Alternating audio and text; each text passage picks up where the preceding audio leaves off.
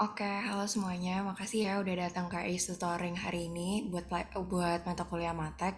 Zoom meetingnya nanti bakal di-record dan buat file dari Kak Widanya juga bakal di-share. Jadi buat Kak Adrian Wida, you may start, Kak. Oke, thank you Rahma. Halo, salam kenal semua. Kenalin, nama gue Adrian Widariva Chandra. Gue dari IE KKI Angkatan 2020. Nah, bentar gue share screen ya.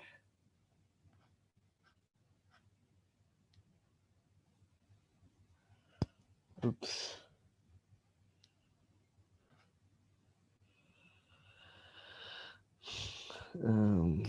Wait. Suara gue jelas kan ya guys? Jelas kok, Kak. Oke, udah kelihatan kan layarnya? Udah, Udah udah. kelihatan. Oke. Oke. Jadi kita langsung mulai aja ya. Em, Pengajaran gue ini kayak santai gitu, freestyle gitu. Jadi kalau ada yang mau tanya, silahkan interrupt aja. Oke, gue langsung mulai aja ya.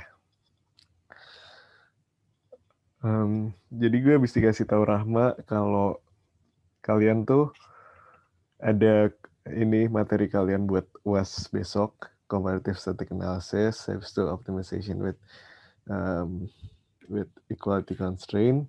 Ini kan udah kalian pelajarin di semester kemarin ya, di Matek BIS. Habis itu yang baru tuh ada optimization with inequality constraint, di mana itu ada peak load pricing, sama ada wartime rationing. Nanti gue juga bakal bahas. Habis itu integral. Nah, itu kan ada integral. Terus FODE sama SODE nggak jadi kan.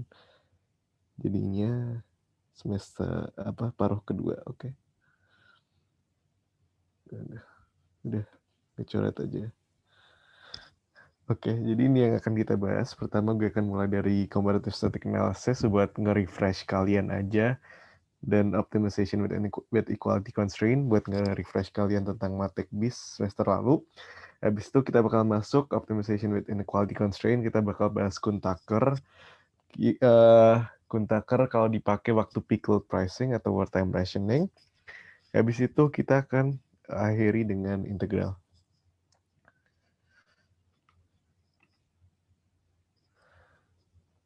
Yep, itu. Oke. Nah, jadi sedikit refresher tentang comparative static analysis. Jadi apa sih itu? Jadi itu basically perbandingan dari dua hasil ekonomi yang berbeda sebelum dan sesudah perubahan parameter model tersebut. Jadi di comparative static analysis itu kita tuh basically nyari rate of change. Misal GDP. Misal GDP kan Y sama dengan C plus I plus GX. Nah, C plus I plus G plus NX. Nah, misal I berubah gitu. Maka efeknya terhadap Y itu apa sih? Nah, itu sih comparative static analysis. Jadi kita cuma bahas rate of change di sini. Dan di sini kita bahas berdasarkan semester lalu ada difference quotient sama derivatif. Dan ini rumus generalnya. Dan derivatif cuma gini.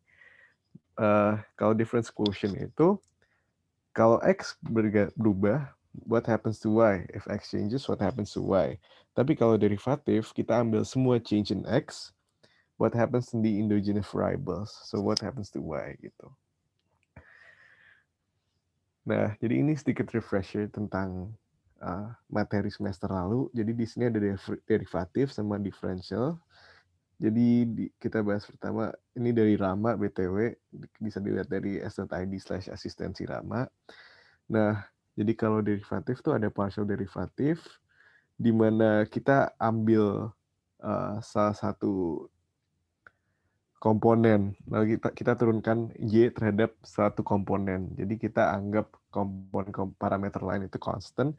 Jadi kita fokus pada parameter itu. Gue rasa kalian udah paham semua.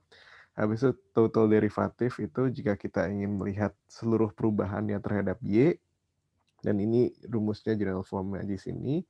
Dan ini basically rumus derivatif general formulanya. Jadi di sini ada apa yang terjadi kalau kita nurunin U terhadap U pangkat N, kita turunin terhadap U, maka hasilnya N kali U pangkat N-1 dan lain-lain. Di sini juga ada chain rule.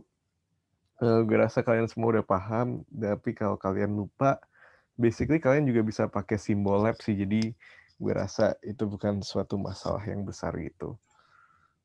Nah, tadi kan kita udah bahas derivatif. Habis itu kalau differential basically sama aja. Jadi dy sama dengan f pangkat u, kita tambahin du di sini. Jadi general formulanya juga sama. Habis itu ada additional formula juga jika e sama jika ada learn-nya dan lain-lain. Jadi karena kita udah bahas semester lalu, coba gue kasih kita latihan sekali aja ya. Misal kita cari total derivatif gitu. Misal kita cari total derivatif 2x squared kali Y-3 gitu. Nah, kita disuruh cari total derivatif.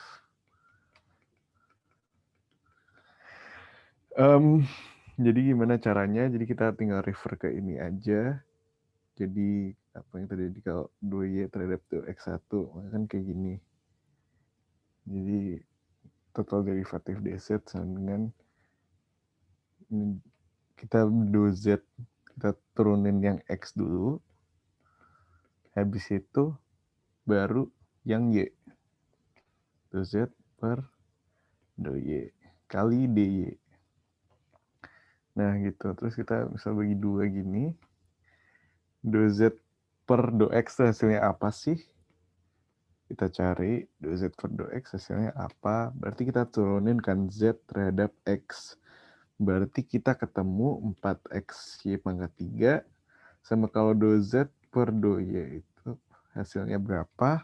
Kita turunin aja persamaan z terhadap y. Kita bakal ketemu 6x kuadrat y kuadrat. Maka total derivatifnya berapa sih? Tinggal kita gabungin aja 4x y pangkat 3 kali dx tambah 6x kuadrat di 2 dy.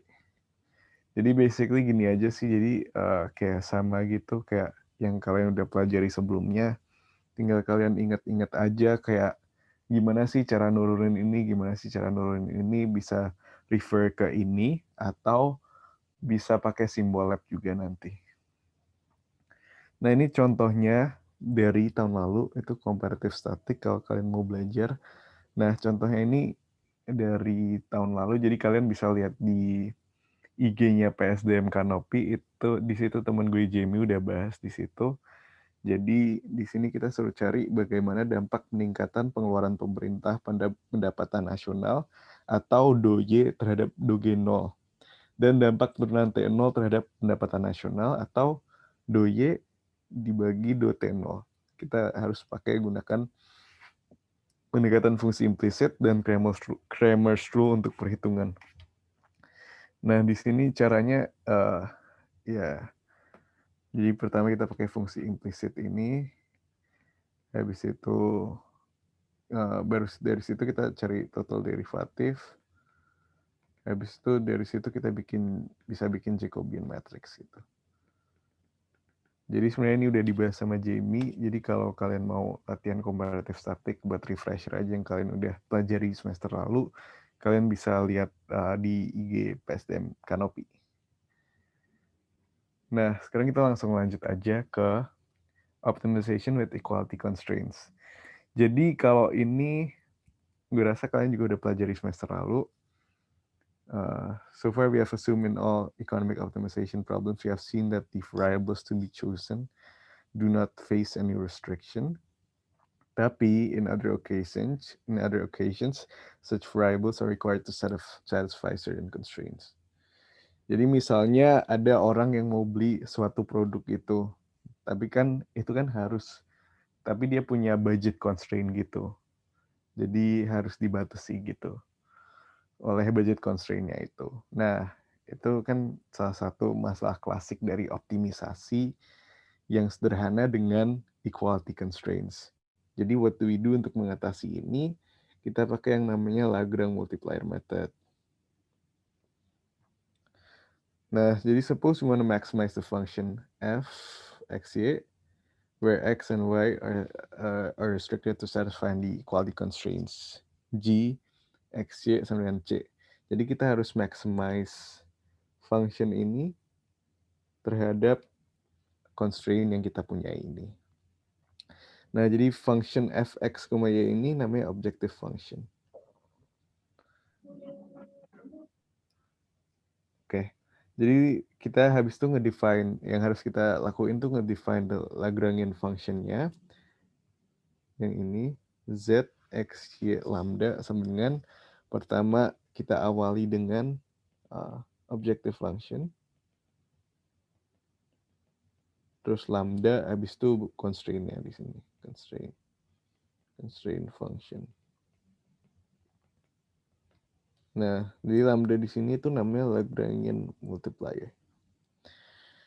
Oke. Jadi habis itu stepnya yang kita harus lakuin itu kita turunin terhadap do lambda, do x sama kita turunin terhadap lambda, x sama y, do z per do lambda, do z per do x, dan do z per do y. Habis itu kita cari.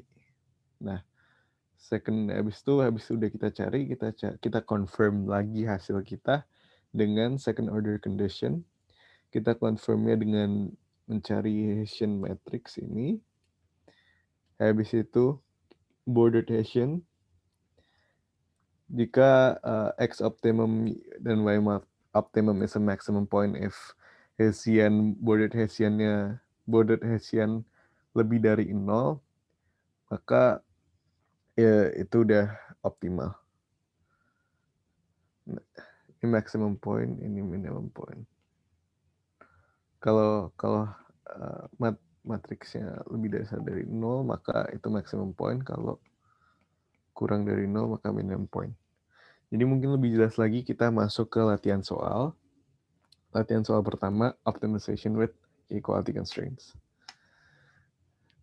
Jadi gue harap kita bisa kerjain ini bareng. Jadi kita baca dari awal. The consumer has to choose how many units of X and Y to consume in order to maximize the utility function of U sama dengan X pada 0,5 kali Y pada 0,4. Nah, jadi ini objective functionnya. Function yang kita mau maximize. However, to maximize its utility is constrained by its budget given as 10x tambah 3y sama dengan 150. Dia punya budget constraint sebesar 10x tambah 3y sama dengan 150. Jadi dia mau determine how much X and Y to consume in order to maximize its utility given its budget constraint. Jadi kita harus cari X sama Y optimum dengan budget constraint 10X tambah 3Y sama 150. Jadi pertama kita diminta untuk write the Lagrangian function and find the level of X optimum and Y optimum that maximize utility. Oke. Jadi kita diminta untuk maximize U sama dengan X pada 0,5, Y pada 0,4, ST atau subjek tuh 10X tambah 3Y sama dengan 150. Jadi Lagrangian functionnya itu apa? Kita tulis saja. Kita pertama mulai dari objektif. Kita mulai dari objektif functionnya. Habis itu tambah Lagrangian multiplier. Terus 150 min 10x min 3y. Jadi ini pindah ke sini. Ini pindah ke sini, ini pindah ke sini. Kita masukin sini. Oke, sekarang kita diminta untuk cari X optimum and Y optimum. Jadi pertama kita pakai first order condition.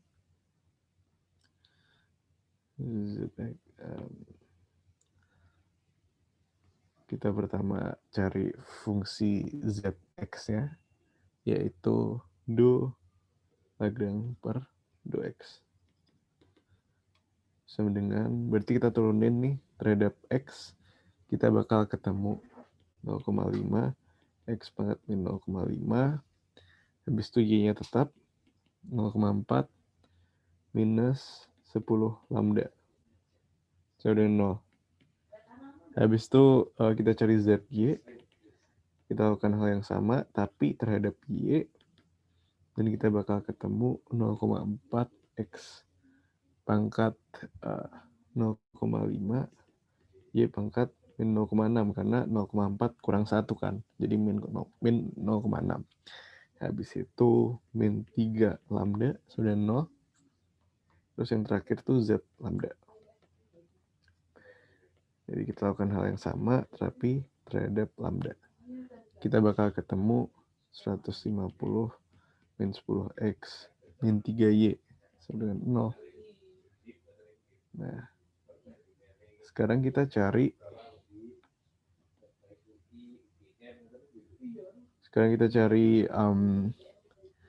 X star and Y star. Caranya adalah kita pertama operasikan. Nah, yang gue suka lakukan itu saat mengoperasikan, gue samain dulu lambdanya. Jadi gue pakai ini yang equation pertama dan equation ketiga buat mencari lambdanya. Habis itu lambda sama dengan lambda, habis baru ketemu, baru yang lain. Oke, jadi coba kita lakukan hal yang sama. Kayaknya terlalu sempit. Jadi ya udah, find X star and Y star. Jadi pakai equation 1 sama equation 2. Equation 1.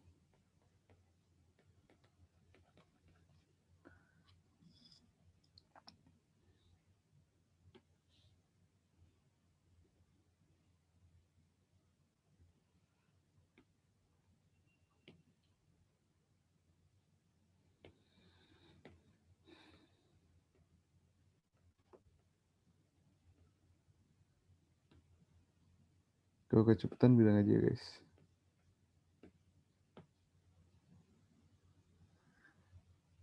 Nah, jadi kita ketemu equation 1 sama equation 2. Habis itu yang mau kita lakukan itu kita buat lambda sama dengan, oke? Jadi yang ini itu jadinya 0,5 X min 0,5 4 sama dengan 10 lambda, berarti lambda 10 0,4 X 0,5 Y min 0,6 sama dengan lambda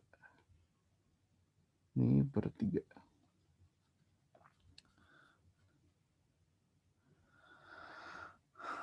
Oke, habis itu lambda sama dengan lambda.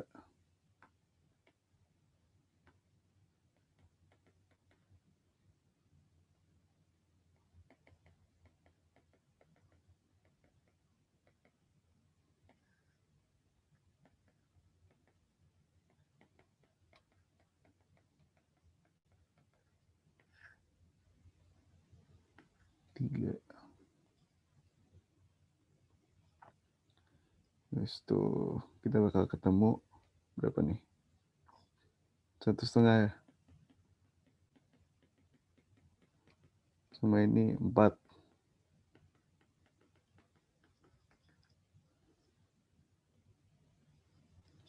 Habis itu kan jadi 1,5 Y sama 4X kan? Jadi 1,5 per 4 Y dan X. Ya, jadi kita udah ketemu persamaan 1 nih.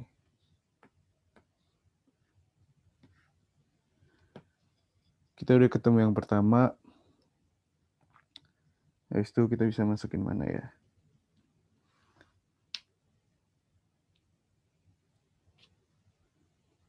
Kita bisa masukin di Z lambda.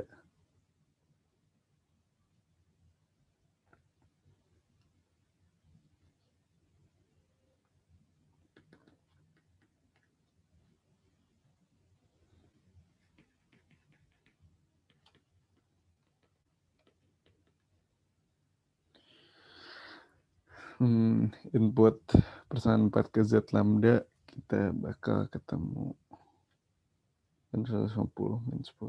Ya. Pastiin kalau kalian kerjain soal kayak ginian, kalian teliti ya guys. Karena banyak prosesnya panjang.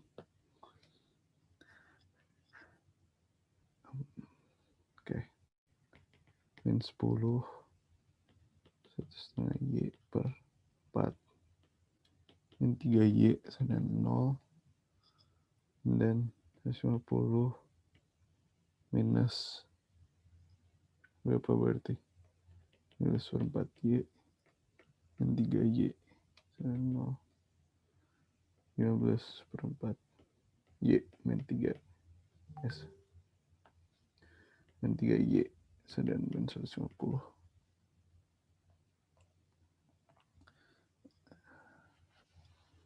And then samain min 15 Y min 12 Y berarti min 27 Y dan min 600. Minnya kita sikat Y sama 600 per 27. 600 per 27 itu berapa ya? 22 22,22 ya 22,22 aja, kita ambil 22,22 aja. Habis itu kita udah ketemu kan nih Y-nya. Next step kita bisa cari X.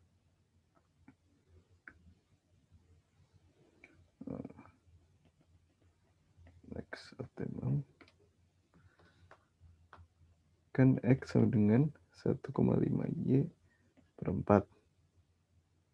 Maka 1,5 kali 22,22 per 4 sama dengan X. Nah, coba kita hitung pakai kalkulator.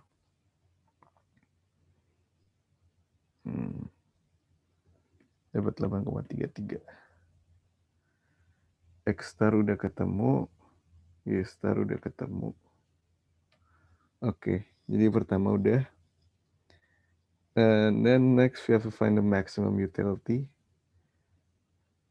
Kita pakai warna lain aja biar jelas. Max utility. Caranya gimana? Kita tinggal masukin ke rumus max utility-nya, yaitu U sama dengan X4 0,5 kali Y4 0,4.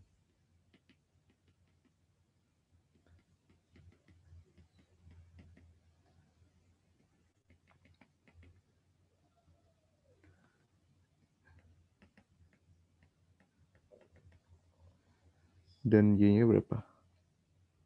22,22.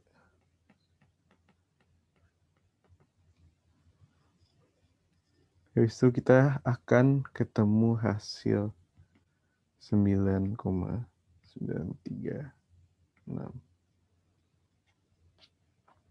Jadi A dan B udah. Habis itu kita harus cek second order sufficient condition by using Hessian worded matrix at X star and Y star. Oke. Agak panjang ya. Jadi kita habis itu cari bordered Hessian-nya. Caranya gimana? Kita pakai rumus ini. 0 GX GY sama kayak yang kita pakai di semester lalu. LXY, LYX, dan LYY.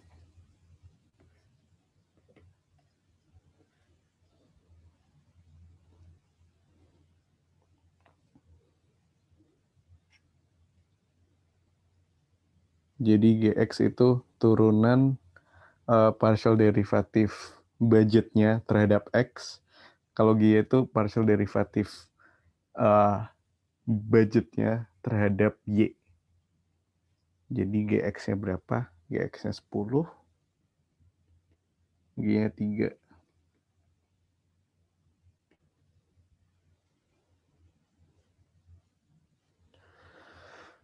Terus kalau LXX itu apa? Dan LX itu apa?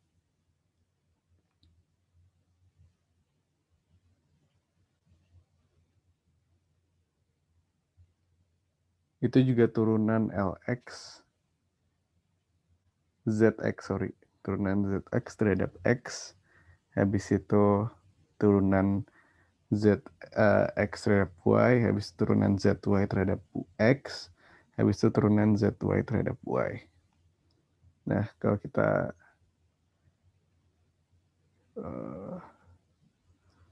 bentar ya guys.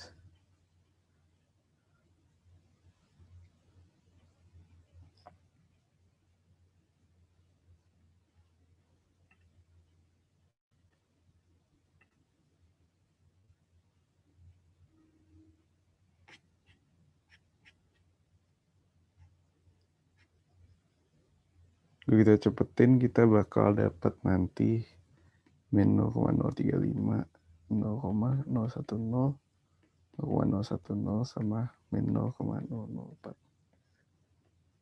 Dan kita bakal dapat 1315, which is lebih dari 0.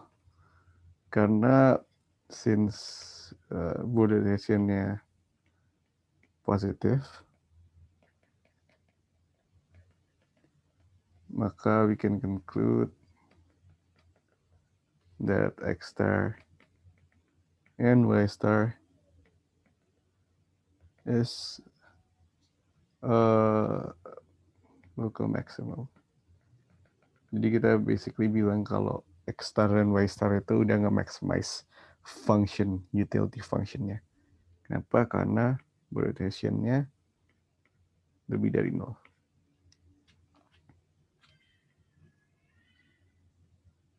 Nah, ini.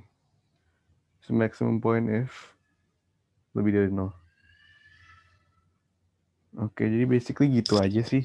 Kita cuma ini cuma buat nge-refresh materi yang kalian udah pelajarin sih di semester lalu. Yang matek bis. Yang optimisasi tapi pakai equality constraint. Oke, sekarang kita lanjut ya ke optimization with inequality constraint. Jadi kan tadi kita udah belajar kalau equality constraint.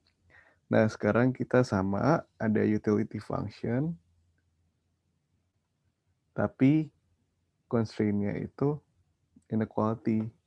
Jadi lebih besar sama dengan, atau kurang dari sama dengan, atau lebih besar atau kurang dari. And the other constraints given, X bar lebih besar sama dengan X, itu ration on X has been imposed equal to X. Jadi sekarang kita punya two constraints, dan Lagrange-nya jadi seperti ini. Kita ini maximize, max utility function-nya, tambah lambda 1, the first Lagrange multiplier, and then Lagrange 2, the second Lagrange multiplier. Nah, jadi solusinya apa sih kalau ada optimization with inequality constraint? Solusinya adalah kita optimisasi, kita pakai Kuhn-Tucker condition, kita pakai trial and error. Jadi kita pakai Kuhn-Tucker condition.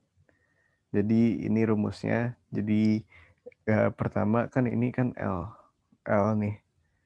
Jadi kita Lx yang berarti do L terhadap do X itu kurang dari sama dengan 0, maka X-nya lebih besar sama dengan 0, habis itu LY-nya kurang dari sama dengan 0, habis itu Y-nya lebih besar sama dengan 0, habis itu L lambda 1 lebih besar sama dengan 0, lambda 1 yang lebih besar sama dengan 0, terus lambda 2-nya, L lambda 2 lebih besar sama dengan 0, dan lambda 2-nya lebih besar dari 0. Dan ini LXX, LYY, L lambda 1, lambda 1, L lambda 2 itu complementary slackness condition-nya. Jadi basically kalau uh, if a variable is positive, then the associated to a constraint must be binding. It also says that if a constraint fails to bind, then the associated variable must be zero. Jadi ini sih complementary slackness ini. It asserts that there cannot be slack. There cannot be slack in both a constraint and the associated to a variable. Gue rasa kalian nggak harus paham itu. Tapi yang penting kalian paham Kuntake condition ini dan cara mengerjakannya. Oke? Jadi ini solusinya trial and error. Jadi kita pertama coba jika constraint 1 dan 2 itu binding. Nah, artinya binding sama non-binding itu apa sih? Binding itu jika solusi optimalnya tuh ada di constraint. Jadi misal ada kita punya budget gitu. Kita punya budget constraint ini. Kita ini beli sepatu nih sama baju. Dan kita punya budget constraint ini. Maka binding itu kalau solusi optimalnya itu ada pas di constraint ini. Nah, itu artinya binding. Kalau enggak pas di garis itu, berarti enggak binding. Jadi gitu, basically gitu sih. Nah, jadi solusi trial and error tuh pertama kita assume constraint 1 dan constraint 2 itu binding. Jadi lambda 1 lebih besar dari 0 dan lambda 2 lebih besar dari 0. Dan kalau lebih besar dari 0 tuh Lx-nya sama dengan 0 otomatis. Karena turunan X terhadap X kan pasti 0. Habis itu ini juga kalau bisa sama dengan 0, sama dengan 0, sama dengan 0. Habis itu kalau kita nggak ketemu nih, kalau constraint 1 dan 2 itu binding, tapi nggak ketemu hasilnya. Habis itu kita coba jika constraint 1 not binding. Jika constraint 1 sama dengan 0 gitu. Maka lambda satunya pasti lebih besar sama dengan 0 gitu. Habis itu kita coba, kalau itu nggak ketemu lagi, kita coba kalau constraint 2-nya itu not binding. Maka lambda 2 sama dengan 0. Tapi kalau nggak ketemu lagi, kita coba jika constraint 1 dan constraint 2 itu not binding. Nah, biasanya soal-soal tuh kadang kan kayak ini udah selesai sampai di constraint 1 not binding gitu kan, atau constraint 2 not binding. Tapi kalian jangan salah guys, ada kok soal yang sampai constraint 1 dan 2 yang baru ketemu sampai trial keempat. Contohnya soal UTS gue tuh kemarin tuh baru ketemu di trial keempat. Jadi gue coba trial 1, constraint 1 and 2 binding, itu nggak ketemu hasilnya. Constraint 1 non-binding, nggak ketemu hasilnya. Constraint 2 not binding, nggak ketemu hasilnya. Dan baru ketemu di constraint 1 dan 2 tuh not binding. Kayaknya kalau nggak salah, kayaknya waktu itu hasilnya di sini gitu. Jawabannya. Jadi gitu guys. Oke, jadi biar kita lebih jelas lagi, mungkin kita latihan sedikit ya. BTW ini kontennya ini sama soal ini dari kaos ya. Jadi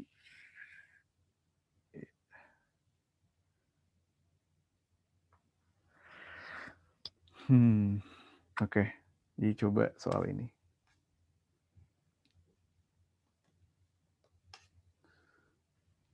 Bisa dibaca dulu guys. Jadi sebuah perusahaan ingin memaksimumkan jumlah pelanggannya yang merupakan fungsi advertisement dan dapat dinyatakan dalam fungsi U sama dengan 5x1, x2, di mana x1 sama dengan TV advertisement dan x2 sama dengan online advertisement. Perusahaan memiliki budget 120 juta yang dapat digunakan untuk advertisement atau iklan. Tarif iklan TV adalah 12 juta per menit, sementara tarif paket iklan online adalah 3 juta per paket. Selain kendala budget, bagian keuangan menerapkan peraturan bahwa budget untuk iklan TV tidak dapat melebihi 108 juta. Udah dikasihin di sini. Dari sini kita diminta untuk menuliskan problem maksimisasi dengan kendala perjasamaan yang dihadapi oleh perusahaan, habis itu Lagrangian function-nya, habis itu first order condition sama Kuntake conditions dari masalah itu, habis itu kita disuruh untuk mencari X1 star dan X2 star dengan metode trial dan error. Oke. Jadi pertama kita pahami dulu soalnya, pahami benar-benar. Yang merupakan fungsi advertisement dan dapat dinyatakan.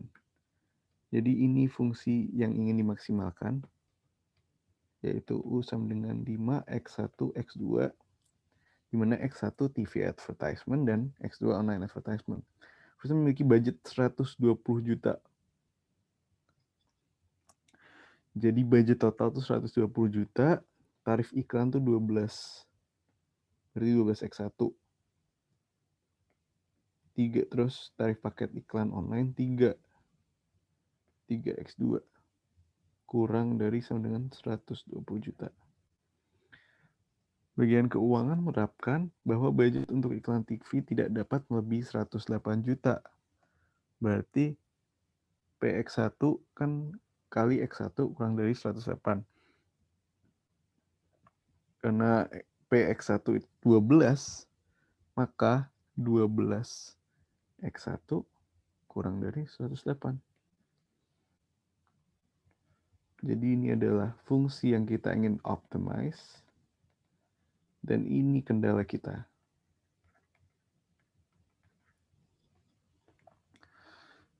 Jadi kita pertama tuliskan problem maksimisasi dulu. Max U sama dengan 5x1 x2. 5x1 x2. Subject to 12x1 tambah 3 tambah 3x2 kurang dari 920 and 12x1 kurang dari 908. Nah, ini problem maksimisasi kita. Jadi A udah selesai, habis itu kita diminta untuk menuliskan Lagrangian function-nya. Cara menuliskannya ya sama aja sih basically. Kayak yang tadi, yang equality constraint. Jadi kita Lagrange sama dengan maximize fungsi yang ingin dimaksimisasi 5x1 x2 tambah Lagrangian multiplier lambda 1 kali budgetnya, budget constraint-nya, terus dikali lagi sama fungsi kendala yang kedua, yaitu 108 minus 2, kok 18 doang sih. 108 minus 12x1. Oke, jadi kita udah ketemu. Habis itu kita masukin, kita simplify dengan kita masukin. 5x1 x2 tambah 120 lambda 1 minus 12x1 lambda 1 minus 3x2 lambda 1 tambah 108 lambda 2 minus 12x1 lambda 2. Nah, jadi udah kita simplify. Gak ada yang bisa disimplify lagi kan ini.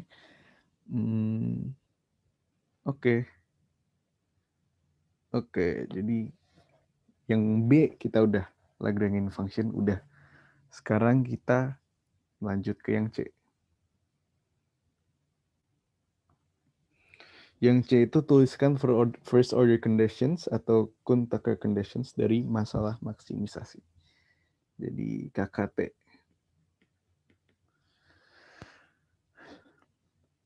Jadi kita mulai dari lambda X1. Ini kalau lambda Lagrange X1. Di mana itu merupakan do Lagrangian function-nya terhadap do X1. Jadi kalau kita turunin terhadap X1, kita bakal ketemu 5X2 minus 12 lambda 1 minus 12 lambda 2. Gue taruh di sini deh biar jelas.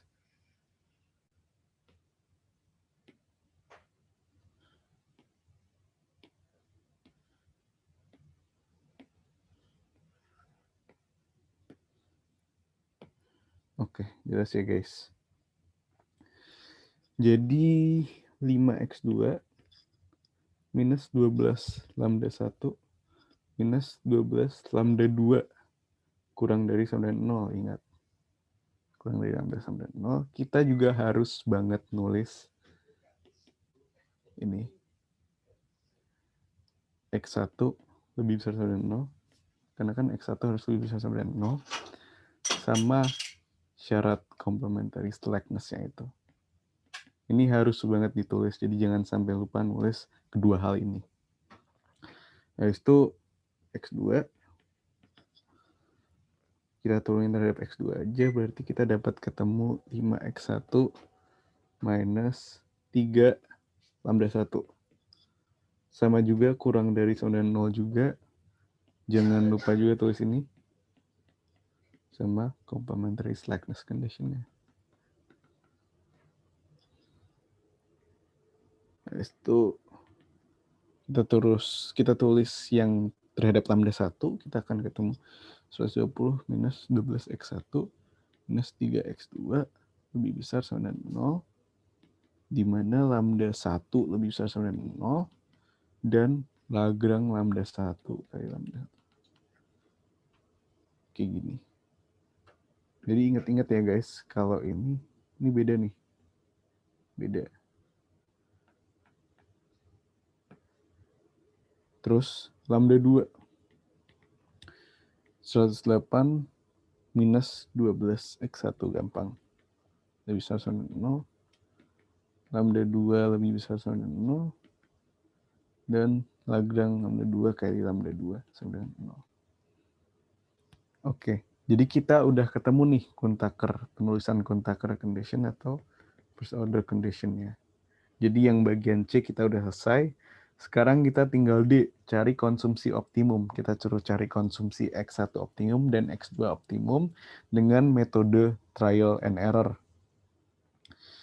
Nah, di sini gue pengen trial pertama kita pakai yang constraint 1 sama 2 itu binding. Oke.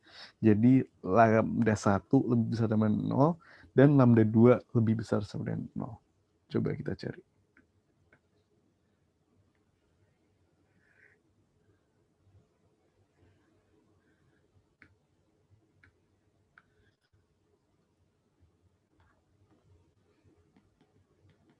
Trial 1. Kita tulis dulu kondisinya nih. Berarti X1 sama dengan 0, X1 lebih besar dari 0, X1 sama dengan 0. Habis itu yang X2 gimana? Sama dengan 0. Sementara itu X2-nya lebih besar dari 0. Terus lambda X2 sama dengan 0. Habis itu lambda 1 sama dengan 0. Lambda 1-nya lebih besar dari 0. Terus Lagrange lambda 1-nya jelas sama dengan 0. Terus sama dengan yang kedua. Lambda 2 juga sama dengan 0 dan Lagrange lambda 2 sama dengan 0. Oke. Nah, sekarang kita cari nih. Kita cari X1 star, kita cari X2 star, kita cari lambda 1, dan kita cari lambda 2. Mereka lebih besar dari 0 semua nggak sih? Kalau ada satu yang kurang dari 0, maka kita gagal dan kita harus lanjut ke trial kedua. Oke?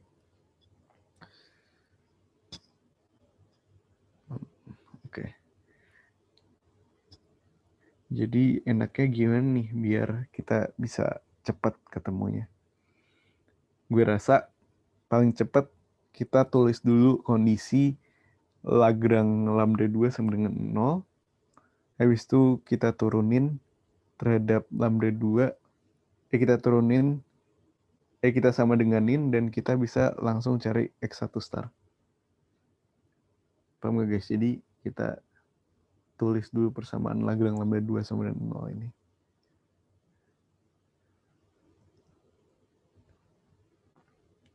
Pakai yang ini dulu pertama. Nah, kan Lagrange lambda 2 sama 0 ya. Ini kita tulis aja. Lagrange lambda 2 sama dengan 0. Habis itu Lagrange lambda 2 apa? 108 min 12x1. Sama 0. Maka 108 sama dengan 12x1. X1 star sama dengan 9. Oke. Jadi X1 star sama dengan 9. Berarti benar nggak lambda 1 lebih besar dari X1 lebih besar dari 0. Maka benar nih. Nah, itu kita bisa pakai X1 ini untuk cari X2 nih, pakai persamaan ini. Jadi next step kita tulis yang Lagrange lambda 1 sama dengan 0. Ini. Maka 120 min 12x1 min 3x2 sama dengan 0. Dan x1-nya kita udah ketemu kan. 12 kali 9 min 3x2 sama dengan 0. Berarti 120 min 12 kali 9 tuh berapa ya? Gak lupa. 108 sama dengan 3x2. 108. Maka 12 sama dengan 3x2. X2 sama dengan 4. Oke, jadi X2 sama dengan 4. Bener nggak tuh lebih besar dari 0? Bener. Maka udah aman nih X2. Next, kita buktikan kalau lambda 1 lebih dari 0. Caranya gimana? Kita pakai persamaan yang mana ya enaknya ya? Gue rasa yang Lagrange X2 sih. Nah ini pakai yang ini. Lagrange X2 sama 0. Kan 5x1 min 3 lambda 1 nih. Jadi X1 kita udah ketemu, yaitu 9. Jadi 5 kali 9 minus 3 lambda 1. Jadi 45 sama dengan 3 lambda 1. Maka lambda 1-nya itu 15. Maka benar dong, lebih dari 0. Habis itu kita terakhir cari lambda 2. Cari lambda 2 kita pakai yang ini.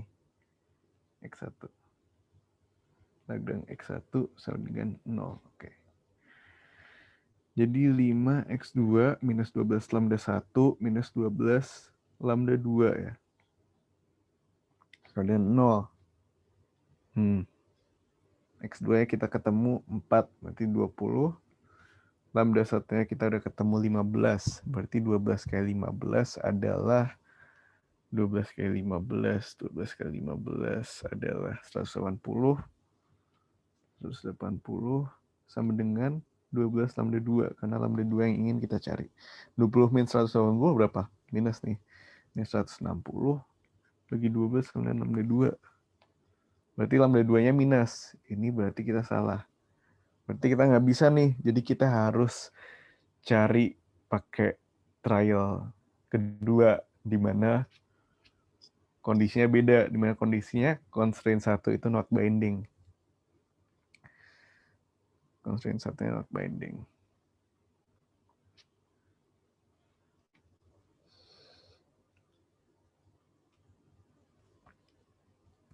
Jadi coba kita trial 2. Jadi sebenarnya buat biar kita nyingkat waktu aja guys. Jadi tuh sebenarnya tuh jawabannya itu di yang ini tuh di constraint 2 yang not binding. Jadi constraint 2 yang sama dengan 0. Jadi kalau kalian pakai yang cara ini, itu baru bisa ketemu di cara ketiga. Tapi kita langsung ke cara ketiga aja ya, yang budget 2 not binding.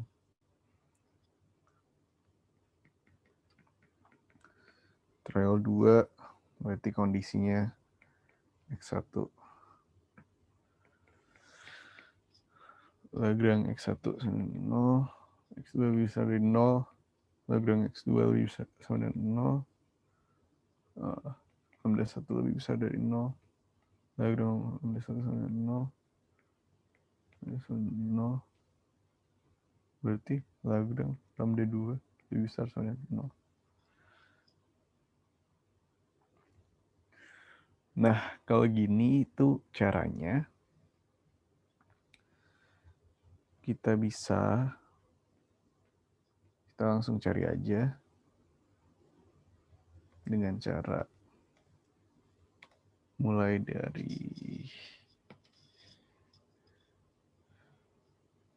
dari Lambda 2 sebenarnya bisa sih.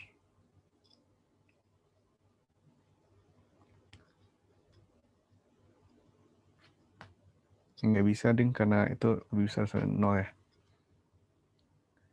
Jadi kita cari dari yang Lagrange X1 dulu aja.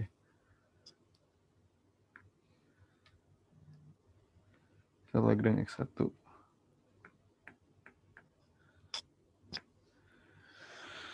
Lagrange X1 sudah 0. Berarti hasilnya itu berapa? 5x2 minus 12 lambda 1. Nah, Lagrange X1 0. Tapi lambda 2-nya sebenarnya 0. Jadi biar kita bisa eliminate lambda 2-nya, jadi kita ketemu nanti persamaan 5x2 sama 12x1 buat kita cari lambda 1. Oke. Jadi pokoknya ini pinter-pinternya kalian aja guys, kayak substitusi, eliminasi, pokoknya yang dasar-dasar itu. Nggak ada proses yang tepat untuk ngelewatin ini. Jadi kalian kayak harus kreatif itu, cari solusinya. Jadi misalnya kayak gini, itu jadinya 5x2 minus 12 ya. 5x2 minus 12 tambah 1 minus 12 tambah 2 sama 0. Kan lambda 2-nya itu 0, jadi 5x2 minus 12 lambda 1, 0. Terus 5x2 sama dengan 12 tambah 1. Terus 5 per 12 x2 sama dengan lambda 1. Jadi kita udah ketemu persamaan buat lambda 1. Lalu kita cari persamaan lain buat lambda 1. Di yang lambda x2 ini. Kan ada lambda 1 tuh. Jadi kita sama denganin aja nanti lambda 1 sama lambda 1. Kayak yang optimization with equality constraint kan kita sama denganin lambda dengan lambda. Nah, kalau ini kita juga bisa samain lambda 1 dengan lambda 1. Caranya mirip. Jadi 5x1 plus 3 lambda 1 sama 0. Ya kan? Terus itu 5x1 sama dengan 3 lambda 1. 5 per 3 x1 sama dengan lambda 1. Nah, kita udah ketemu nih. Kita samain aja 5 per 12 x2 dan 5 per 3 x1. x2 sama dengan 5 per 3 kali 12 per 5 kali x1. x2 sama dengan 4x1. 1, 4, 1, 1. Jadi 4x1, oke. Nah, x1 udah ketemu. Habis itu kita bisa cari kita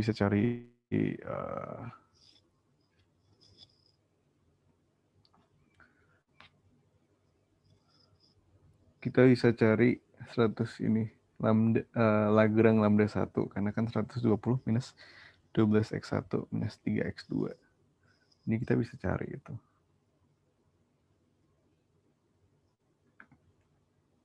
Ditandain ya. Kedua kita cari Lagrange lambda 1 sama 0. 120 minus 12x1 minus 3x2 sama dengan 0. Maka 120 sama dengan 12x1 tambah 3x2. Maka 120 sama dengan 12x1 tambah x2-nya itu ganti 4x. Jadi ganti 12x1 juga. Maka 120 sama dengan 24x1. Dan x1 star adalah 5. X1 star sama dengan 5. Karena x2 merupakan 4x1, maka kita bisa ketemu 4 kali x1 star 20. Nah, itu kita udah ketemu x1 star dan x2 star, dan itu lebih dari 0 semua, maka ini benar. Ini benar.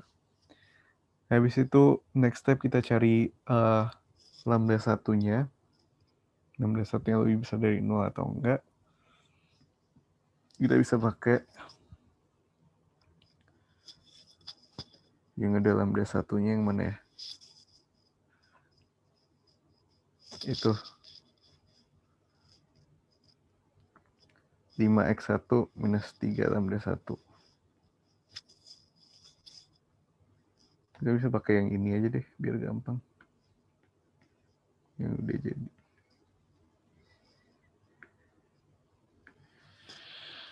Maka lambda 1 sama dengan 5/3 kali x1. Ini kok kayak x sih. Jadi hasilnya adalah 5/3 kali 5. Sebenarnya 25/3. Nah, itu lebih besar dari 0 nggak? Iya, ini lebih besar dari 0.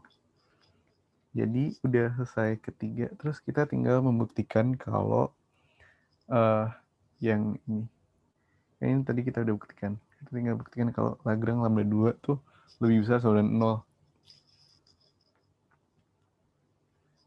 Jadi itu Lagrange lambda 2 lebih besar sama dengan 0. 108 min 12x.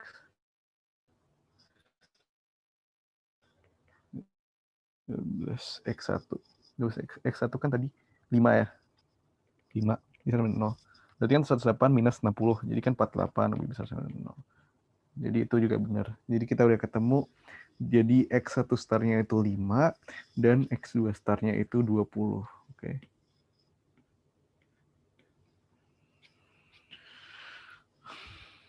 Oke, jadi kita udah selesai tuh nomor.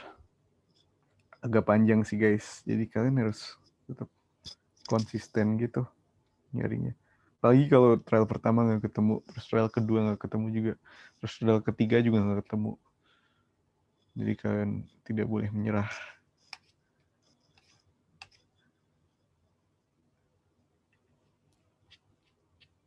Oke, kita lanjut ya sekarang ke next-nya. Next-nya itu ada wartime rationing. Jadi kan tadi kan kita optimisasi dengan inequality constraint biasa. Nah, sekarang dan di optimisasi dengan inequality constraint itu ada beberapa tipe soal. Salah satunya tuh wartime rationing. Wartime rationing tuh sebenarnya ada waktu World War, itu dilaksanain pada waktu World War gitu. Jadi consider the case of a two good world where both good X and Y itu ration gitu. Jadi lo cuma boleh beli goods X tuh berapa dan lo cuma boleh beli goods Y itu berapa karena waktu itu ada masalah krisis kan, biasa kan perang kan. Sama let the consumer utility function jadi ini consumer has a fixed money budget of B, dan consumer tuh has an allotment of coupons. Jadi beli barangnya itu karena ration itu pakai coupons gitu, which can be used to purchase both X or Y at the coupon price of X, CX and CY. Gitu. Jadi basically sama aja. Kita harus maximize utility function subject to budget constraint ini dan dan coupons ini. Jadi C lebih besar sama dengan CX tambah CY. We now have two constraints, yang budget constraint sama yang coupon constraint ini. Itu contact condition-nya sama aja sih. Jadi Lx kurang dari sama dengan 0, Ly kurang dari sama dengan 0, L lambda 1 lebih besar sama dengan 0, dan L lambda 2 lebih besar sama dengan 0. Yang lain tuh as follows. Jadi misal contoh soal ini ya. Misal ini soal wartime rationing. Jadi consumers punya utility function ini. Jadi ini objective functionnya. Di mana X1 dan X2 adalah apel dan susu. Harga apel adalah $2, jadi PX1. Harga susu adalah $3, jadi PX2. Setelah pendapatan konsumen adalah 45, jadi itu I. Terus kan budget constraint consumer, itu segini pinnya. Ya, itu selain itu konsumen juga memiliki calorie constraint karena sedang berdiet. Konsumen tidak boleh mengkonsumsi lebih dari 1.200 kalori. Nah, Kalau masa diet gini juga masuk full time rationing karena di ration kan itu konsumsi kalori dia. Setiap buah apel mengandung 50 kalori, jadi itu C1. Setiap gelas susu mengandung 100 kalori, itu C2. Tuliskan kalori constraint. Habis itu Lagrangian function, contact condition. Habis itu kita disuruh mencari verifikasi bahwa kasus X1 bisa dari 0 dan X2 bisa dari 0 dan calorie constraint binding. Calorie constraint binding berarti lambda 2 sama dengan lebih besar dari 0, sementara budget constraint lebih lambda 1 sama dengan 0 menghasilkan solusi optimal. Jadi di sini kita nggak disuruh untuk trial dan error untuk mencari X1 optimum dan X2 optimum gitu guys. Tapi kita cuma suruh membuktikan satu trial doang jika lambda satunya itu non-binding, di mana itu sama dengan 0, dan lambda 2-nya itu lebih besar dari 0. Jadi begitu. Jadi basically caranya tuh sama. Guys. Jadi jadi pertama kita tuliskan budget constraint konsumen atau A. Kan udah dikasihin tuh PX1 kali X1 tambah PX2 kali X2 kurang dari sama dengan I atau income. Dan PX-nya tuh berapa? Kan 2 kan? 2 sama 3 kan? Jadi 2X1 tambah 3X2 kurang dari sama dengan budgetnya itu berapa? 45. Kita memiliki budget constraint, kita disuruh juga menuliskan calorie constraint. Calorie constraint itu rumusnya sama aja sih. Ya kayak gini sih guys. Kayak ini, C lebih besar sama dengan CXX tambah CYY. Jadi calorie constraint itu basically sama kayak price sih. C1 kali X1 tambah C2 kali X2. C max. Ya biasa di logika aja sih. C1 itu 50 kalori dan C2 itu 100 kalori. Dia nggak boleh minum atau mengkonsumsi lebih dari 1200. Jadi 50X1 tambah 100X2 kurang dari sama dengan, ini lupa, itu 45. Kurang dari sama dengan 1200. Maka C, tuliskan Lagrangian function dan Kuhn-Tucker conditions. Basically sama aja sih. Kita maximize X1, X2 kan. Tambah Lagrangian multiplier 1, 45 min 2X1 min 3X2 tambah 1200 min 50X1 minus 100X2. Jadi KKT-nya berapa? 1, 2, let's say X1 ya. X1, X2, lambda 1, lambda 2. Terus yang terhadap X1 kita ketemu X2 minus 2 lambda 1 minus 60 lambda 2 kurang dari 0. Terus yang terhadap X2 kita ketemu X1 minus 3 lambda 1 minus 100 lambda 2. Terus ini terhadap lambda 1 kita bakal ketemu 45 minus 2X1 minus 3X2. Terus ini terhadap lambda 2 kita bakal ketemu 1200 90X1 minus 100X2 bisa 0 juga. Maka X1 lebih besar 0, X2 lebih besar 0, lambda 1 lebih besar 0, lambda 2 lebih besar sama dengan 0.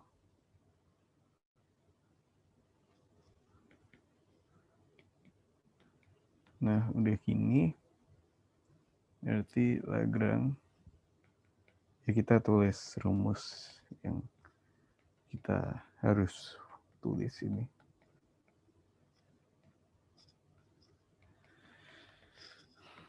Habis itu udah deh kita selesai nih dengan Kuhn-Tucker condition.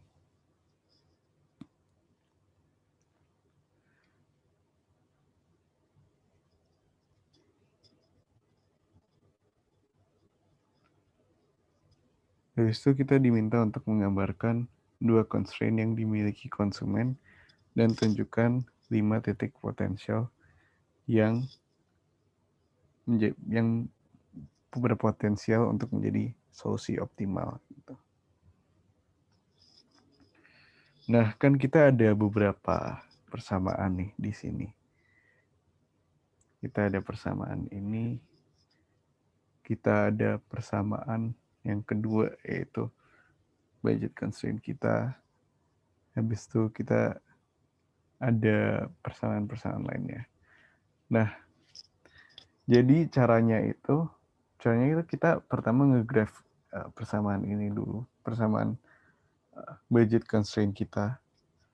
Jadi kayak gini, habis itu kita nge-graph ini. Habis itu nge-graph itu. Lalu kita ambil ujung-ujungnya. Jadi nanti kalau kalian bisa pakai Desmos, kalau kalian coba itu nanti hasilnya kurang lebih akan seperti ini dan juga seperti ini. Terus solusinya maka bisa di ujung-ujungnya di sini. 1, 2 gitu. 3, 4 dan 5. Dan itu 5 solusi yang berpotensial. Jadi begitu guys. Habis itu kita OTDE suruh memverifikasi bahwa kasus di mana X1 lebih besar dari 0, X2 lebih besar dari 0, dan lambda 2 lebih besar sama dengan 0, lebih besar sama dengan 0, dan lambda 1 sama dengan 0 menghasilkan solusi optimal. Nah, ini caranya kita sama kayak yang tadi. Jadi mungkin boleh kita coba.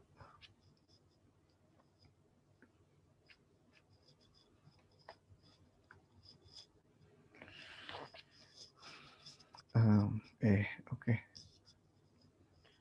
Verifikasi.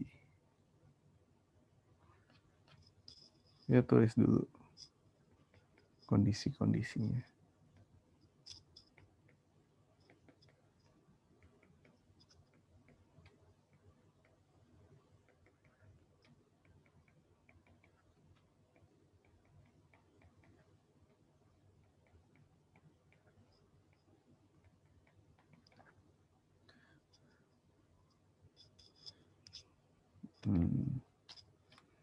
Kita bisa mulai dengan membuktikan bahwa lambda 1 itu sama dengan 0 terlebih dahulu sih.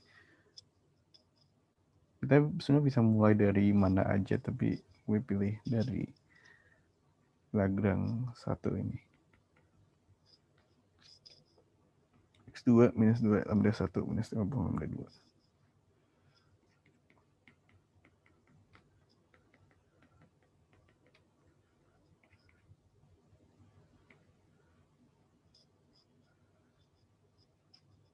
Kan lambda 1-nya kan 0 ya, jadi kita tulis aja 0.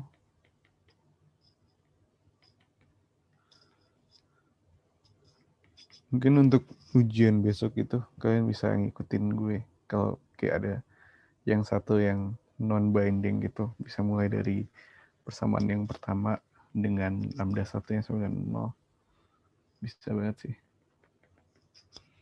Pasti nanti bakal ketemu kok. Terus sama dengan 50 lambda 2 kan. Atau lambda 2 sama dengan 1/50 X2. Terus kita bisa lanjut ke Lagrange 2. Dan 0. X1 min 3 lambda 1 min 1/2. X1 min 3 lambda 1 min 100 lambda 2 dan 0. X1 sama min lambda 1-nya berapa? 0 ya. Min 100 lambda 2. Maka X1 sama dengan 100 lambda 2. Atau lambda 2 sama dengan 1/100 X1. Yaudah, kita samain aja tuh. Lambda 2 sama dengan lambda 2. 1/50 X2 sama dengan 1/100 X1. Maka X2 sama dengan 1/2 X1. Next step itu kita cari X1 star. Kita bisa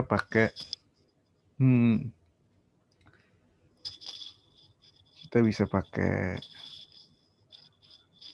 Lagrange X.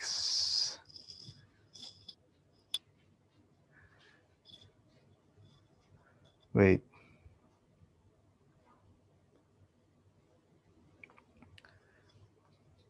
Oh ya, kita bisa pakai yang mana aja sih sebenarnya. Coba yang Lagrange lambda 2 ya. Yang 902 aja.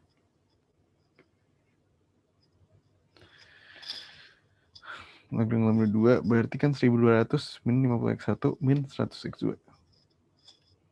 1200 min 50x1 min 100x2 sama dengan 0. Maka 1200 sama dengan 50x1 tambah 100x2. Nah, di sini kita jadiin x1 semua aja.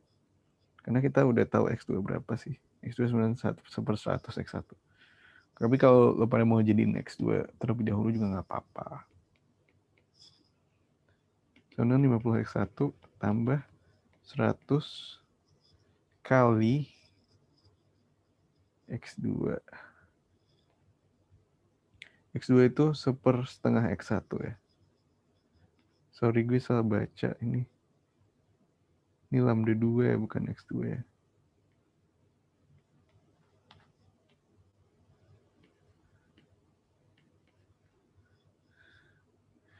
(1200) sama dengan 50x1 tambah 100 kali 1/2 x1. Di 50x1 tambah 50x1. 1200 sama dengan 100x1. X1 star equals to 12. Oke, kita udah ketemu. Habis itu lambda 1. Jadi kita harus membuktikan kalau Lagrange lambda 1 tuh bisa sama 0 kan. Tapi kita harus tahu nih X1 sama X2-nya itu berapa. Jadi kita cari dulu X2. Kan kita udah tahu rumusnya X2. Yaitu 1/2 X1 kan. 1/2 X1. Kita udah tahu X1 berapa, 12. Berarti X2-nya tuh 6.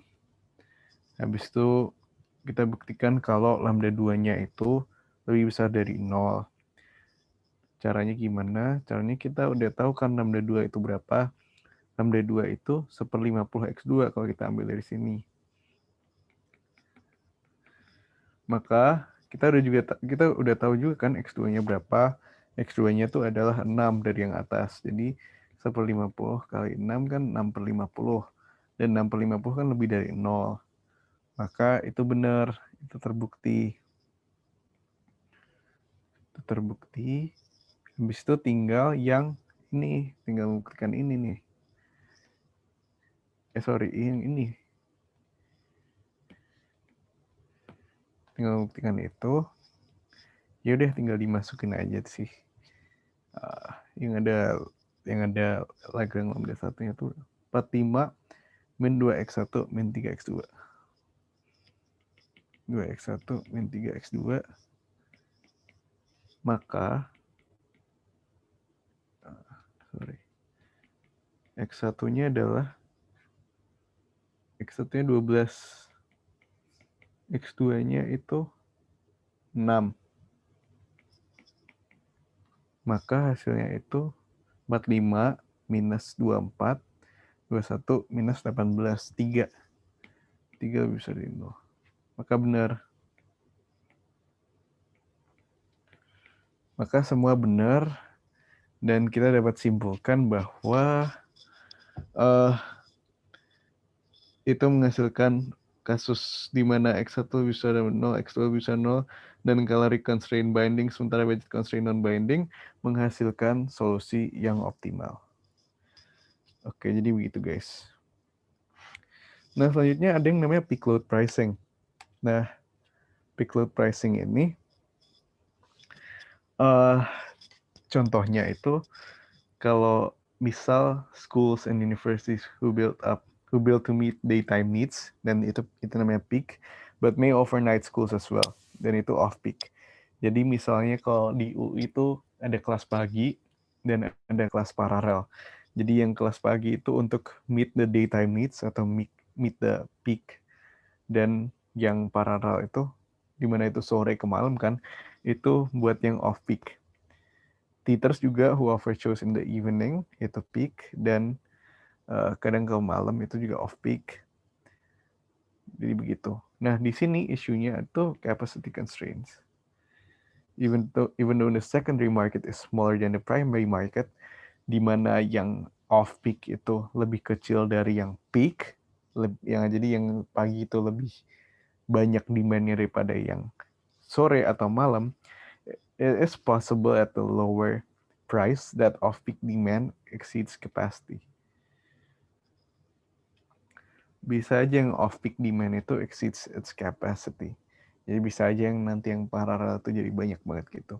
In such cases, capacity choices must be made by taking both markets into account. Jadi ini merupakan salah satu problem klasik Kuhn-Tucker condition juga.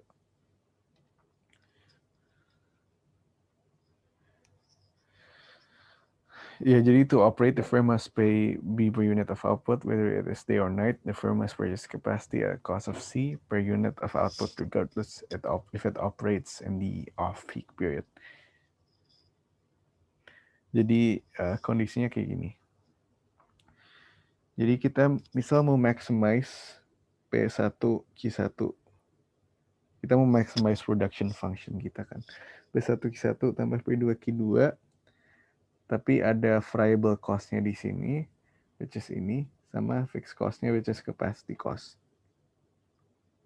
Jadi di sini kita subject to K lebih besar sama dengan Q1 dan K lebih besar sama dengan Q2.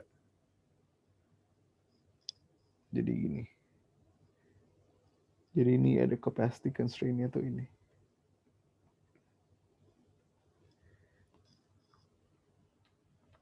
Jadi basically rumusnya kayak gini. Saya ini sih yang harus kalian ingat tuh.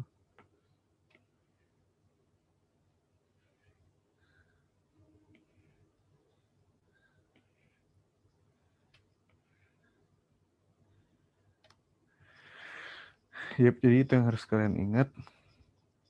Nah, sebenarnya biar mau lebih jelas, peak load pricing ini harus kita coba ya. Jadi coba kita coba satu nomor aja sih buat peak load pricing ini. Habis itu kita masuk ke integral. Ini buat apa? Buat Kuhn-Tucker. Buat optimization rate inequality constraint yang terakhir ya.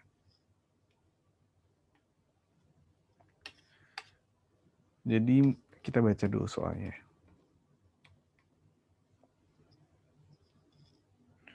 Bila average revenue function pada peak hours adalah P1/22 min sekian, sementara saat off peak hours adalah P2 sekian, untuk beroperasi perusahaan harus membayar operating cost sebesar 6 cents. Nah, 6 cents itu B-nya untuk memproduksi per unit output baik pada peak maupun off peak hours. Selain itu perusahaan juga memiliki biaya capacity atau capacity cost sebesar 8% per hari, dan itu adalah C-nya. Tuliskan problem maksimisasi dengan kendala pertidaksamaan yang dihadapi oleh perusahaan. Nah, jadi kita tulis saja rumusnya kalau kalian ketemu soal peak load pricing itu. Kita maximize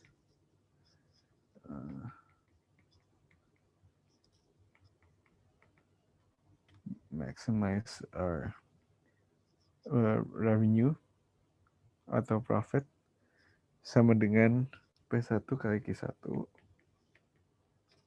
tambah P2 kali Q2 minus B atau operating cost ini atau variable cost kali Q1 tambah Q2 minus fixed cost-nya, yaitu capacity cost kali K. Subject to K lebih besar sama dengan Q1 and K lebih besar sama dengan Q2. Nah, dari sini kita masukin P1-nya berapa, yaitu 22 kali min 10/5 Q1 tambah 18 min 10/5 Q2 minus 6 cents 6 Q1 tambah Q2 minus 8K. Subject to K lebih besar dari Q1 dan K sama Q2. Dari itu kita kali masuk aja, maka kita akan menghasilkan 22 Q1 minus 10/5 Q1 squared 18 Q2 minus 10/5 Q2 squared minus 6 Q1 minus 6 Q2 minus 8K. Subject to K lebih besar dari Q1 dan K lebih besar dari Q2. Nah, jadi gini. Dari itu kita tulis Lagrangian function-nya. Which is basically the same as before. Tapi kita tambahin ininya. Kan ini masih subject to ya. Kita pecah lagi.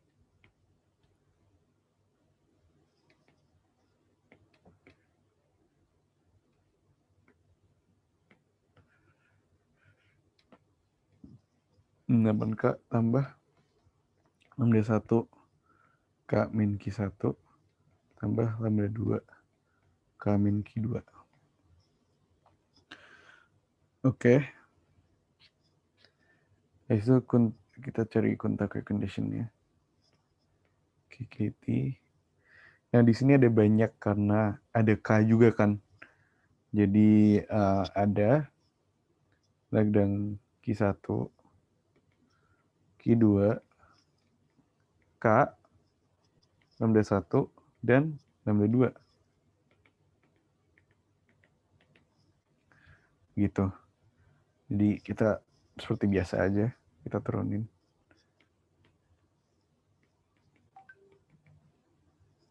Q1 minus 6, lambda 1 bisa kurang dari 0. Q2 min 6 itu kurang dari 0. Min 8 tambah lambda 1 tambah lambda 2 kurang dari 0. K min Q1 bisa sama 0. Dan K min Q2 bisa sama 0. Jangan lupa rumus-rumus yang harus kita tulis. Harus lebih besar sama 0 semua. Habis itu kita akhiri dengan complementary slackness condition.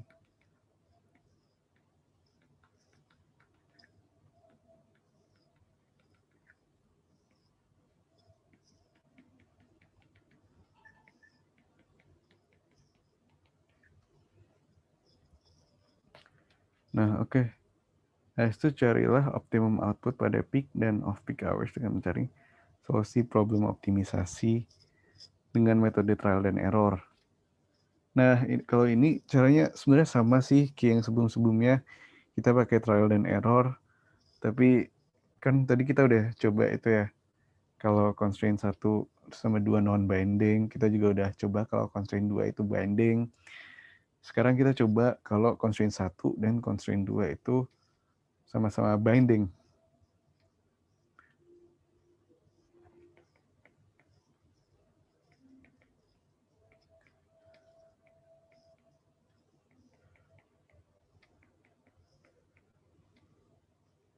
Oke. Lambda 2 sama dengan lambda Q2 sama 0, lambda K sama 0, dan 0, lambda 2 sama 0.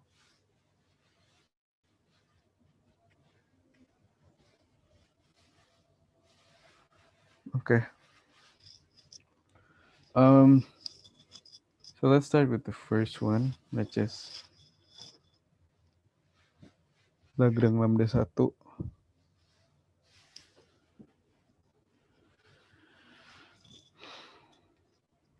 Lagrange lambda 1 sama dengan 0, dan Lagrange lambda 2 sama dengan 0. Karena dari situ kita bakal bisa ketemu K min Q1 sama K min Q2 ya. Kita bisa ketemu, karena mereka kan sama-sama K kan. Jadi, bentar kita lihat. Gue tunjukin nih. Jadi K min Q1 sama dengan 0, maka K sama dengan Q1. Sementara itu, K min Q2 sama dengan 0, maka K sama dengan Q2. Jadi, basically, Q1 sama dengan Q2. Nah, habis itu, kita udah ketemu. Nanti kita lanjutin, coba kita lanjut ke yang Lagrange K ini. Lagrange K sama 0. Nah, kita bisa ketemu sebuah persamaan nih di sini. Lambda 1 tambah lambda 2 sama dengan 8.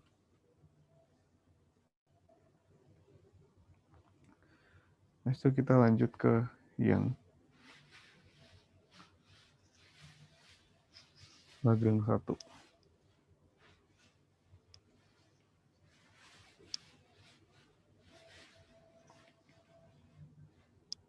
Lagrange 1 sama 0.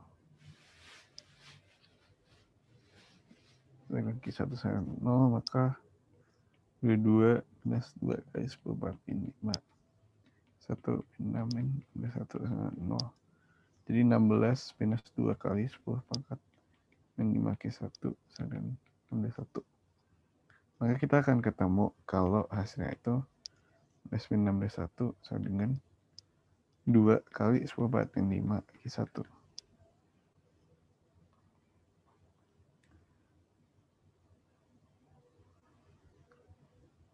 Sementara itu kalau kita hitung Lagrange Q2 sama dengan 0, kita bisa ketemu 18 min 2 kali 10 pangkat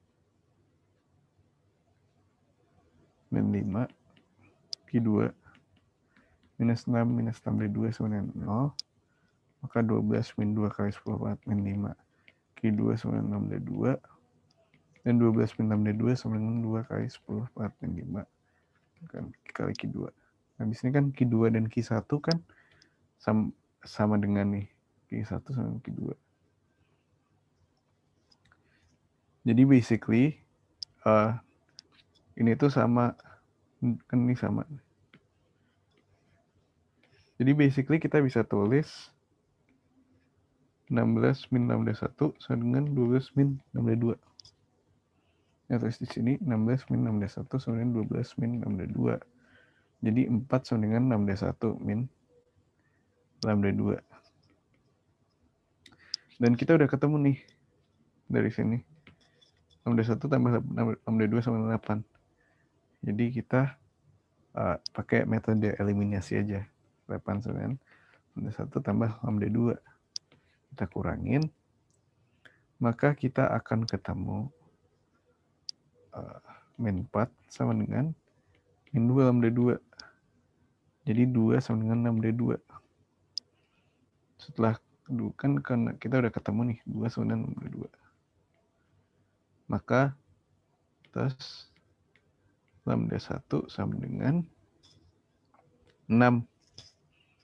Kan 8 sama dengan lambda 1 tambah lambda 2. Oke. Jadi kita udah ketemu lambda 1, lambda 2. Next step itu kita cari kita cari Q1 dan kita cari Q2. Terus terakhir kita cari K. Nah, kita bisa masukin lambda 1 sama lambda 2 ini kemana sih? Kita pertama bisa masukin ke equation ini.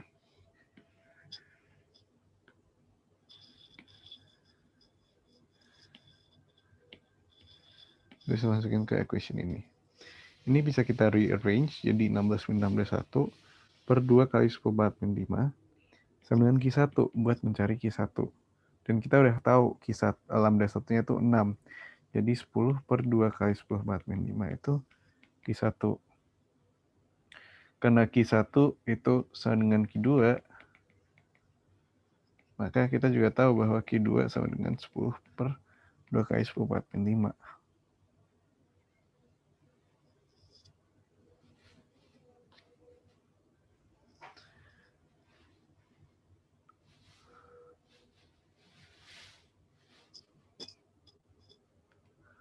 Yap.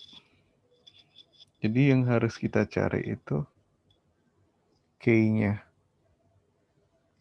Karena K sama dengan Q1 dan K sama dengan Q2, maka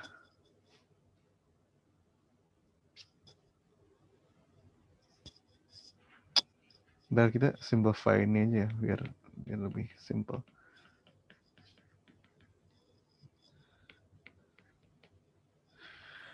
Jadi Q1 dan Q2 dan K merupakan 5 per 10 per 5. Kenapa? Karena K sama dengan Q1 dan K sama dengan Q2 dan Q1 sama dengan Q2. Jadi apakah Q1 lebih besar dari 0? Ya. Apakah Q2 lebih besar dari 0? Ya. Apakah K lebih besar dari 0? Ya. Apakah Lambda 1 lebih besar dari 0? Ya. Apakah Lambda 2 lebih besar dari 0? Ya. Dan ini semua juga sudah terpenuhi dengan baik. Oke, jadi begitu caranya untuk vehicle pricing.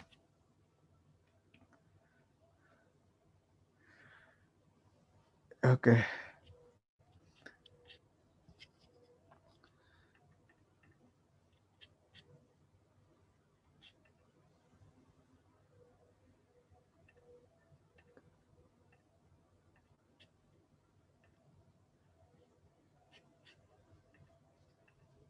Oke, sekarang kita lanjut ke yang terakhir aja. Kita cepat aja yang mengenai masalah integral ini.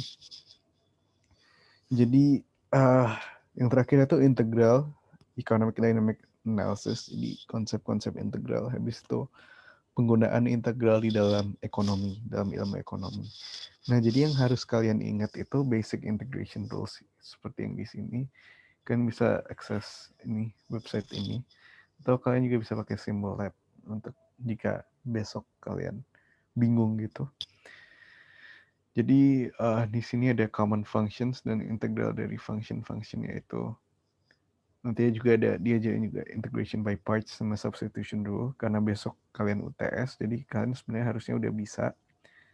Tapi kalau kalian lupa, kalian bisa refer ke catatan ini atau ke website ini. Nah, the integral tuh dipakai di apa aja sih kalau di ekonomi? Yang pertama itu buat marginal functions. Buat ngubah marginal functions jadi total functions. Jadi TC itu, total cost itu merupakan integral dari marginal cost. Dan total revenue itu merupakan integral dari marginal revenue. Coba kita latihan yang ini deh. Even MC sama dengan DTC per deki, dan persamaannya merupakan sekian, dan fixed cost merupakan 43, find the TC, AC, VC, and VC. Nah, caranya gimana sih ini? Kan kita udah ada nih rumus MC ya. Kita udah ada rumus MC. Berarti kita tinggal integralin aja nih. TC sama dengan integral MC kali dq. Maka kita integralin 32 tambah 18q minus 12q kuadrat dq. Dan kita ketemu TC-nya berapa sih? 32q tambah 18 per 2q kuadrat. Kalau kalian nggak tahu caranya, kalian refer ke yang ini aja. Oke. 18 per 2q kuadrat minus 12 per 3 q pangkat 3 tambah c. Kalau yang gue suka lakuin itu, kalau misalnya kita nurunin min 12q kuadrat ini, gue tulis dulu ininya tambah 1. Jadi min 12 terus tulis q pangkat 3 dulu. Habis itu baru kalau udah 12 q pangkat 3, 3-nya baru dipindah ke sini. Jadi 12 per 3 q pangkat 3 gitu. Tapi karena sekarang udah bisa, jadi langsung aja. Dan kita bakal ketemu hasilnya TC, yaitu 32Q tambah 9Q kuadrat Mungkin 4Q pangkat 3 tambah 43. Oke. Habis itu average cost. Average cost itu apa? Average cost itu total cost dibagi quantity. Jadi tinggal kita bagi Q aja, kita akan ketemu 32. 32 tambah 9Q minus 4Q squared tambah 43 per Q. Habis itu kita disuruh cek untuk mencari variable cost.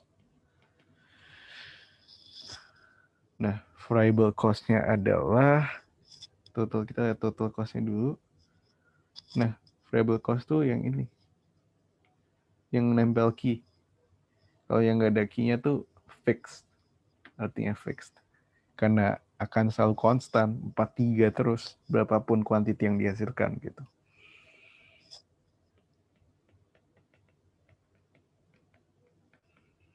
Kalau kita suruh cari fixed cost, dan 43. Oke, begitu sih guys. Ini juga marginal revenue itu DTR per deki kan. Artinya apa? Artinya TR sama dengan integral dari MR deki. Ya, basically gitu aja. Habis itu buat MPC, MPS itu, kalau di dalam model makro itu kita juga pakai integral. Jadi kan Y sebenarnya consumption plus saving kan. Habis itu consumption sebenarnya C0 tambah BY rumusnya. Dan B itu apa? B itu marginal propensity to consume. Jadi multiplier effect namanya, itu merupakan MPC-nya. Jadi pengaruhnya perubahan C terhadap Y itu melalui B, yaitu marginal propensity to consume. Nah, untuk S sama dengan S0 tambah SY, sama dengan S sama dengan MPS. Jadi kalau kita mau lihat perubahan S savings terhadap Y, itu harus melalui marginal propensity to save dulu. Terus MPS, baru multiplier efeknya nanti sampainya ke Y. Jadi rumus akhirnya itu, kalau C itu sama dengan integral dari MPC dy, kalau S itu integral dari MPS dy. Ini integral ya maksudnya, bukan S. Gitu. Habis itu juga investment and capital formation itu kita juga pakai integral juga bisa. Jadi investment itu tergantung terhadap K-nya, DK dalam fungsi waktu dibagi waktu terhadap waktunya. Jadi misal the rate of net investment is I sama dengan 60. T pangkat sepertiga and capital stock at T sama dengan 1 is 85. Kita disuruh mencari K. Misal kayak gini ya. Nah, caranya gimana? Caranya tuh KT sama dengan integral I T itu. Pakai rumus yang ini. Habis itu kita integralin aja tuh 60 T sepertiga kali DT. 60 kita keluarin, tinggal sepertiga DT. 60 kali 1/4/3 kali T 4/3. Kan sepertiga tambah 3/3 ya, jadi 4/3. Tambah C. Habis itu jadi berapa tuh? 3/4 kan? T 4/3 tambah C 15/45. T 4/3 tambah C. Nah, jadi itu KT-nya. Habis itu kalau ini kan kita diminta untuk T sama dengan 1 kan. Jadi saat T sama dengan 1 tuh, K tuh berapa gitu. Jadi waktu K sama dengan 1 itu, K0 tuh berapa gitu. Jadi K di awal tuh apa, capital stock di awal tuh apa. Jadi caranya tuh K T. Kan kita udah tahu nih K1 tuh berapa. Kan kita udah tahu rumusnya. T-nya tinggal kita ganti 1 aja. Tambah C atau K0.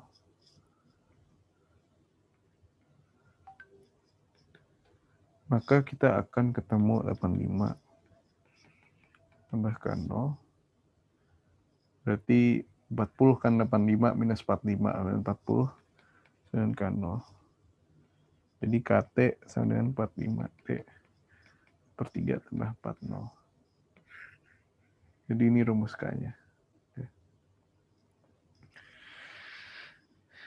Oke.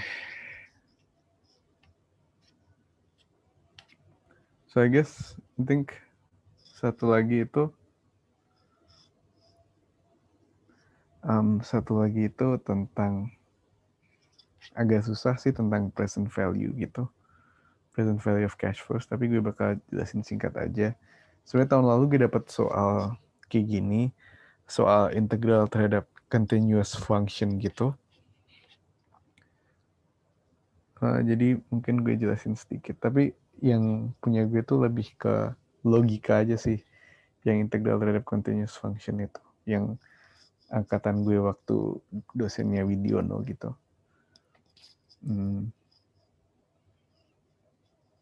Jadi kayak gue bakal jelasin sesuatu yang mirip-mirip itu aja. Oke. This is yang terakhir ya guys. Jadi yang hindar aja sih. Oke. Jadi yang terakhir tuh misal present value of cash flow. Ini pernah dibahas sama Kak Aji waktu itu. Jadi misal kita punya rumus asonan V 4 min RT itu. Dimana V sama dengan RT. Jadi ini is a continuous function. It's a continuous function. Karena ada V pangkat min RT itu kan artinya continuous function gitu. Habis itu kita diminta untuk mencari future value. Kita diminta untuk cari value dari cash flow tersebut di suatu waktu gitu. Jadi gitu.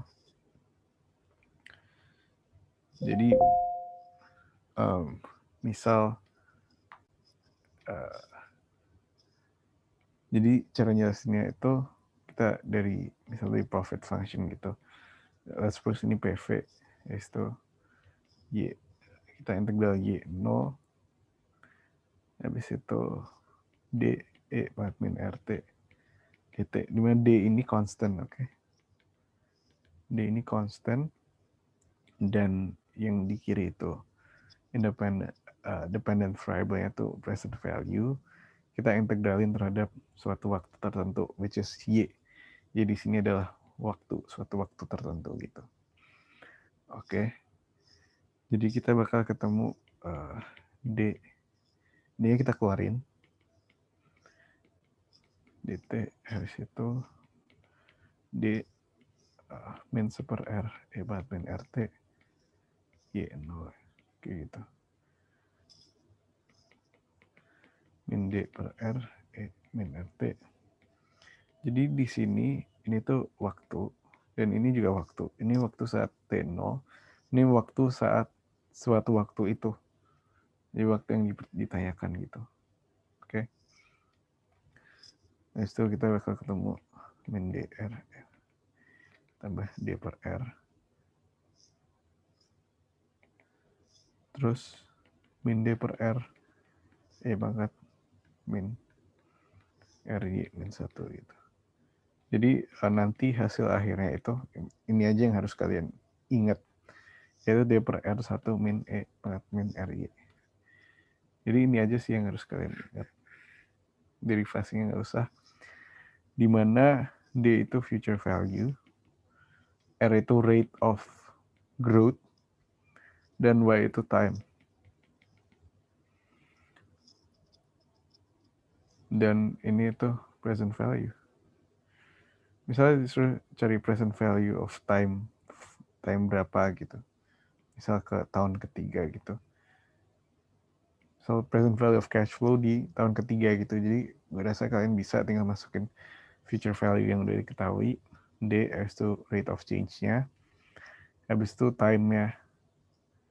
Kalau enggak kalian ditanya ada future value dari cash flow di tahun ketiga ini berapa gitu. Terus kalian masukin D-nya, kalian masukin R-nya atau rate of growth-nya. Habis itu kalian masukin time-nya di tahun ke itu, berarti tahun ketiga kan. Jadi kalian bisa cari present value yang sekarang itu berapa. Present value dari uang cash flow tersebut yang sekarang itu berapa.